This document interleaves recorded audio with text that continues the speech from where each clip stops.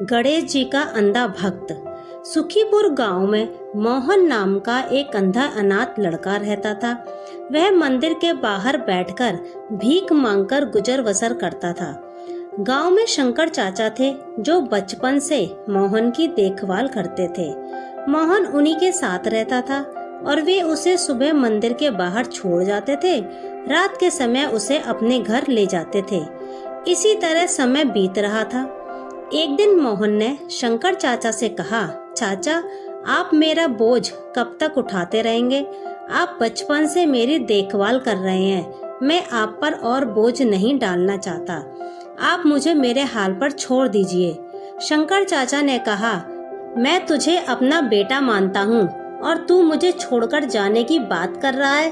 अगर तेरी जगह मेरा सगा बेटा होता तो क्या मुझे छोड़कर चला जाता? यह सुनकर मोहन रोने लगा। तब शंकर चाचा ने उसे समझाते हुए कहा, तू गणेश जी के मंदिर के बाहर बरसों से भीख मांग रहा है। समझ ले तू उनकी शरण में है। उनकी पूजा किया कर, वे ही तेरी रक्षा करेंगे। मोहन ने कहा, चाचा हम भिखारियों को मंदिर में जाने की इजाजत नहीं है। मैं तो मन ही मन गणपति जी को याद कर लेता हूँ। तब शंकर चाचा ने कहा, बेटा तू चिंता मत कर, एक दिन सब ठीक हो जाएगा। चल अब सो जा, रात काफी हो गई है। अगले दिन शंकर चाचा मोहन को लेकर गणेश जी के मंदिर पहुँचे। तभी मंदिर के पुजारी ने उन्हें रोका और कहा, अरे इस भिखारी को कहाँ मंदिर के अंदर ला रहे हो? यह तो हर दिन मंदिर के बाहर बैठता है। इसे मंदिर के बाहर ले जाओ। शंकर चाचा ने कहा, क्या भिखारी इंसान नहीं होते? उन्हें पूजा पाठ करने का हक नहीं होता? तुम कौन होते हो इसे पूजा करने से रोकने वाले? इस पर पुजारी बिगड़ गया और उन्हें मंदिर से बाहर निकाल दिया। तब मोहन ने कहा, चाचा रहने दो, मैं यहीं से भगवान की पूजा कर लूंगा। आप मुझ अंधे के लिए झगड़ा मत करो। कहीं पुजारी को गुस्सा आ गया तो यह मुझे मंदिर के बाहर भी बैठने नहीं देगा। यह कहकर मोहन अपनी पुरानी जगह जाकर बैठ गया। शंकर चाचा वापस अपने घर चले गए। मोहन बैठकर भीख मांग रहा था। तभी उसे किसी के रोने की आवाज सुनाई दी। उसे लगा कोई बच्चा रो रहा है। उसने टटोलते हुए पूछा, तुम कौन हो और क्यों रो रहे हो? तब उस बच्चे ने कहा, मुझे भूख लगी है और मंदिर के पास की दुकान में बहुत अच्छे लड्डू रखे हैं, लेकिन मेरे पास पैसे नहीं हैं। मोहन ने कहा, कोई बात नहीं, तुम मेरे पैसे लेकर लड्डू खरीदकर खा लो। यह कहकर मोहन ने अपने पैसों में से उसे 5 रुपए दे दिए।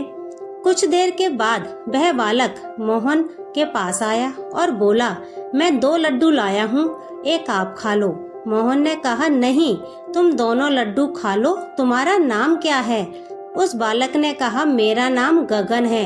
यहाँ पास ही में मेरा घर है। मेरे माता पिता सुबह काम पर चले जाते हैं।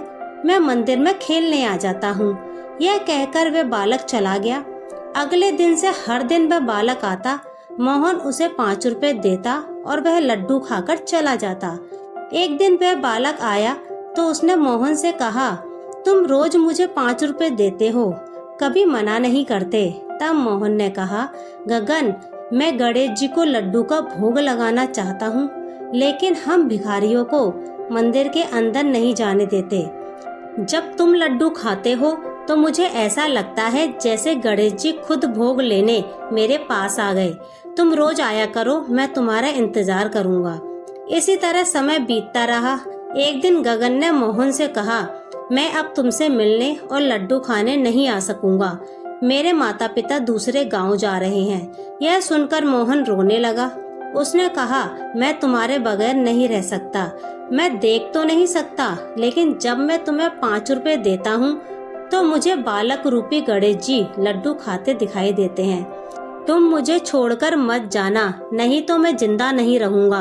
तब गगन ने कहा, अच्छा ठीक है, तुम मेरे साथ मेरे घर चलो। मेरे माता पिता से बात कर लेना। अगर वे मान गए तो मैं रोज तुम्हारे लड्डू खाने आता रहूंगा। मोहन गगन के साथ चल दिया। काफी दूर चलने के बाद उसने पूछा, गगन लगता है हम बहुत दूर आ गए, तुम्हारा घर कहाँ है? गगन ने कहा, बस पहुँचने ही वाले हैं। कुछ दूर चलने के बाद मोहन ने फिर पूछा, लेकिन कोई उत्तर नहीं मिला। मोहन ने पुकारा, गगन गगन तुम कहाँ हो? लेकिन कोई जवाब नहीं मिला। मोहन घबरा गया। तभी उसका पैर किसी पत्थर से टकराया और वह गिर गया। उसके सिर में तेज दर्द हो रहा था। वह उठा और उसने आंख खोलकर देखा तो सामने गणपति जी खड़े थे। मोहन उनके पैरों में गिर गया। गणेश जी ने उससे कहा, मोहन तुम्हें मंदिर नहीं आने दिया, इसलिए मैं अपना भोग लेने हर दिन तुम्हारे पास आता था। इतने गरीब होते हुए भी तुमने मुझे हर दिन लड्डू का भोग लगाया। आज से तुम गरीब नहीं रहोगे, तुम्हारा घर धन धान्य से भरा रहेगा और कोई तुम्हें मेरे दर्शन करने से नहीं रोक सकेगा। यह कहकर भगवान अंतर्ध्यान हो गए। मोहन की आंखों की रोशनी वापस आ गई थी। वह अपने घर आ गया। वहां उसने देखा एक कोने में सोने चांदी रुपए के ढेर लगे हैं। अगले दिन से मोहन नए कपड़े पहनकर शंकर चाचा को साथ लेकर गणेश जी के मंदिर जाने लगा। अब भगवान की पूजा करने से उसे किसी ने नहीं रोका।